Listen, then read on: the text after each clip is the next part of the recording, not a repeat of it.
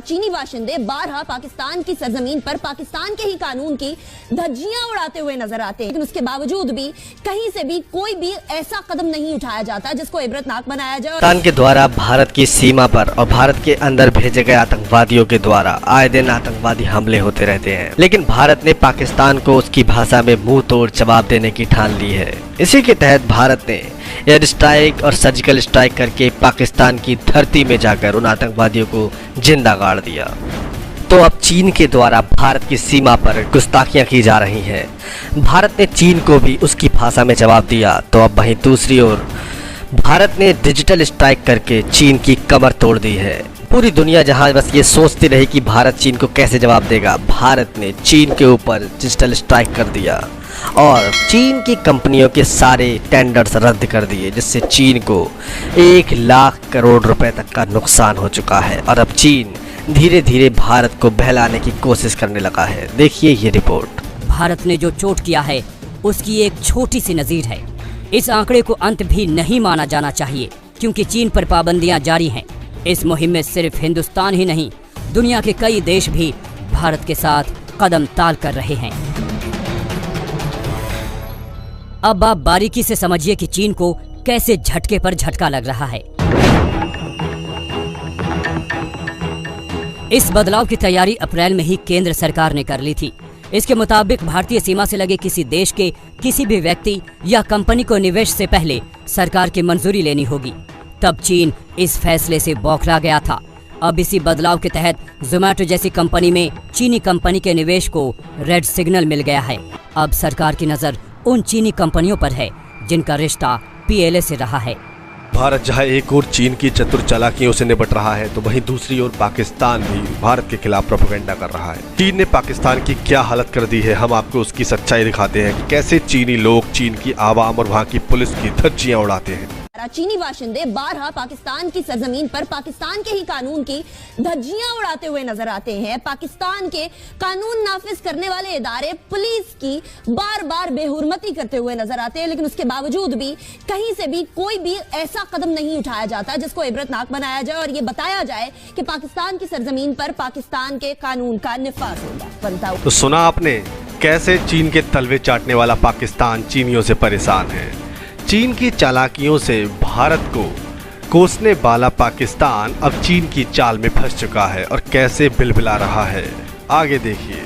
हुआ नजर आया जिसके अंदर कुछ चीनी बाशिंदे जो कि इंजीनियर्स थे, कबीरवाला के इलाके में एक कैंप साइट मोटरवे पे काम करते हुए पुलिस से उनकी हाथापाई हो गई। वो पुलिस से लड़ पड़े और इस लड़ाई में इस हद तक चले गए कि पुलिस की मोबाइल पर चढ़कर धमकियां देना, वहां मौजूद सिटीजन्स को जदोकोब करना एक मामूल की सी सूरत हाल नजर आई। जैसे चीनी बाशिंदों के लिए ये कोई खास बात या कोई ऐसा ड्रास्टिक स्टेप नहीं है जिससे पाकिस्तान और चीन के ताल्लुकात में किसी भी तरीके से खलल आ सके। ऐसा होता रहा, लोग वीडियो बनाते रहे और ऐसे में ही एक चीनी बाशिंदा आगे बढ़कर उस वीडियो बनाने वाले शख्स की तरफ अटैक करने लगा, जहां से मामला और बढ़ गया। पुलिस खामोश तमाशाई बनी रही, पुलिस मोबाइल में बैठी रही और शहरियों ने अपने हाथ में फिर ये लिया। और फिर वो जो हम रोना रोते हैं कि मॉब कल्चर पाकिस्तान में क्यों फरोग पा रहा है, उसने एक बार फिर फरोग लिया। लेकिन ये वाकया पहली दफा नहीं कि चीनी बाशिंदों ने पुलिस के ऊपर इस तरह से तशद्दुद करने की कोशिश की हो। इससे पहले भी शुजाबाद के करीब एक कैंप था, एटीएम मशीन का डाटा चोरी करते हुए एक चीनी बाशिंदा पकड़ा गया। उसके बाद फिर 21 मार्च 2017 आया और कराची से दो चीनी बाशिंदे गिरफ्तार किए गए। 13 जुलाई 2017 को फर्द जुर्म आयद होती है और 2 अफराद पे ये फर्द जुर्म आयद की जाती है। फिर दिसंबर 2017 आता है और जाली क्लियरेंस दस्तावेजात की वजह से एक चीनी बाशिंदे को पकड़ लिया जाता है, गिरफ्तार कर लिया जाता है। उसके बाद हम लोगों को एक लंबी फहरिस्त नजर आती है, स्किमिंग करते हुए, एटीएम से पैसे चुराते हुए, डाटा चुराते हुए। तकरीबन 559 मेरे पास जो फिगर्स हैं, 559 ऐसे अकाउंट्स हैं जिससे इन्होंने डाटा चोरी किया। तकरीबन 10 मिलियन रुपए के करीब बनता है, ये अमाउंट बनती है पाकिस्तानी शहरियों की मेहनत से कमाई हुई। हम सीपेक चाहते हैं, हम इन्वेस्टमेंट चाहते हैं, हम तरक्की चाहते हैं, लेकिन हम किसी भी तरीके से एक नई ईस्ट इंडिया कंपनी जन्म लेते हुए नहीं देखना चाहते।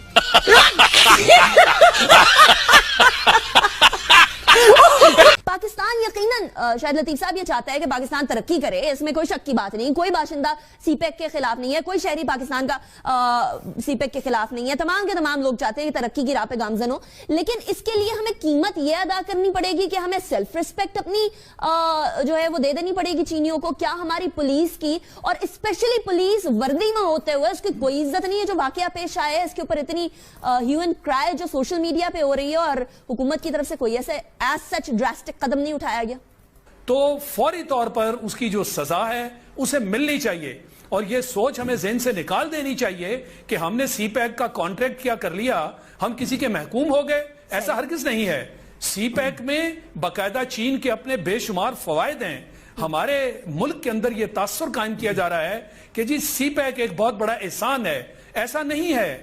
सीपैक जो है उसमें दोनों ममालिक के म्यूचुअल बेनिफिट्स हैं। चाइना की उतनी ही बड़ी जरूरत है जितनी पाकिस्तान की है, उसके बाकायदा कवायद और जवाबत हैं जिसके तहत हमने सीपैक को आगे लेकर चलना है। मगर सीपैक के बारे में हमें कितनी सारी ऐसी चीजें हैं जिन पर आज भी सवालिया निशान हैं। हमें यह नहीं मालूम कि सीपैक के बारे में जो कर्जा आपने कमर्शियल लोन लिया वो किस रेट पर लिया, वो आपने किस तरह लिया, कितना लिया, कैसे अदा होगा, और उस पर बहुत सारे सवालात उठ रहे हैं।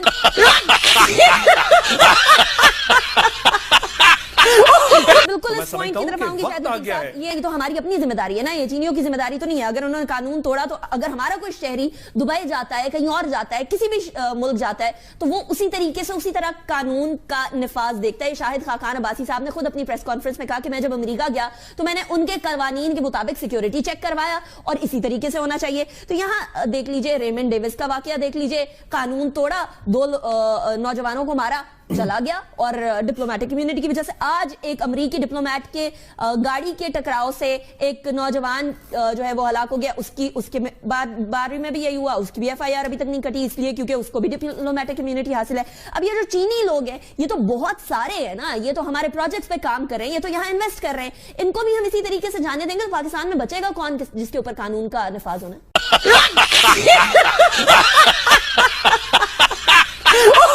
ये क्यों हो रहा है? आपने अपने इब्तिदाइया में बहुत अच्छा बयानिया दिया और कहा कि बहुत सारी आपके पास मिसालें पड़ी हुई हैं, ना सिर्फ के चीनियों की बल्कि और भी बहुत सी नेशनैलिटीज की जो कि पाकिस्तान के कानून की इज्जत नहीं करते। मेरा सवाल यह है कि क्या पाकिस्तान के हुक्मरान पाकिस्तान के कानून की इज्जत करते हैं कि बाहर वाले लोग इज्जत करें? सही। हम आज इस वक्त इस मौके के ऊपर जिस तरीके से हमारी रूलिंग एलीट पाकिस्तान के कवानीन की बरसरेआम धज्जियां उड़ा रही है, पाकिस्तान के उन इंस्टीट्यूशंस को अपनी तनकीद का निशाना बना रही हैं जो कि कानून के रखवाले हैं, उसके बाद क्या हम उम्मीद कर सकते हैं कि जो बाहर के लोग यहां आते हैं वो उस कानून की रिस्पेक्ट करेंगे, इज्जत करेंगे? सही। और वो क्यों करें जब हम खुद नहीं करते? तीसरी बात, ज़हनियत। हम लोग गुलामी से निकल तो आए हैं लेकिन सिर्फ बराए नाम निकले हैं। आज तक हमारी ज़हनियत जो है वो गुलामाना है, और उस गुलामाना ज़हनियत की जो परपेचुएशन हुई है वो इसलिए हुई है कि हम रीजनली और इंटरनेशनली टोटली आइसोलेटेड हैं इस वक्त। मैं शायद लतीफ साहब की बसत इज्जत इस बात से एग्री नहीं करता जो कि उन्होंने फरमाई थी। पाकिस्तान इस वक्त आइसोलेटेड है और पाकिस्तान टोटली डिपेंडेंट है चीन के ऊपर।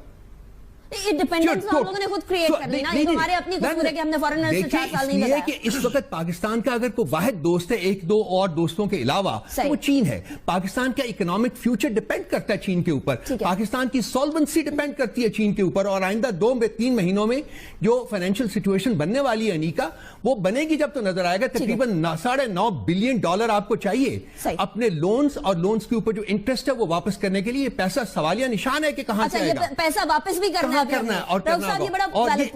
ये एक बात को मैं रिट्रेट करूंगा कि पाकिस्तान को अभी तक नहीं पता कि किन टर्म्स एंड कंडीशंस के ऊपर ये प्रोजेक्ट इंट्रोड्यूस किया गया। पाकिस्तानियों नहीं पता, हमें नहीं पता नहीं जी, गवर्नमेंट को पता कि नहीं पता, मुझे तो नहीं पता, और किसी और पाकिस्तानी को नहीं पता। शायद गवर्नमेंट को भी पूरा नहीं पता हो, उनको भी ना पता हो कि क्या वो कर रहे हैं।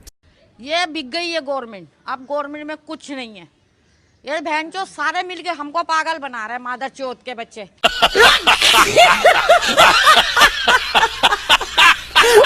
ठीक है, इस हद तक इस हद तक मिसरूल और लैक ऑफ गवर्नेंस है इस मुल्क में कि हम लोगों ने हर चीज को पॉलिटिसाइज करके रख दिया। सही है, लेकिन अगर किसी को नहीं पता, एस्पेक्ट हैं, इन तीनों एस्पेक्ट्स को लेकर आगे बढ़। अगर आपकी बात बिल्कुल दुरुस्त है कि हुकूमत को भी नहीं शायद क्लियरली पता कि करना क्या है, तो फिर तो ये लम्हा फिक्री है पाकिस्तान के लिए। देखा आपने किस तरह से पाकिस्तान चीन के चंगुल में कैसे फंस चुका है, किस कदर तड़प रहे हैं पाकिस्तानी। तो दोस्तों ये है पाकिस्तान की हालत, जो जिहाद के नाम पर सिर्फ भारत के ऊपर अपने आतंकवादी भेज सकता है लेकिन चीन के तलवे चाटता है। तो दोस्तों ये थी आज की वीडियो। अगर आपकी वीडियो पसंद आए तो प्लीज़ लाइक कीजिए, शेयर कीजिए, सब्सक्राइब करना भूलिए आपके चैनल EF को। और हाँ दोस्तों, पाकिस्तान के बारे में अपनी राय दिल खोल के कीजिए।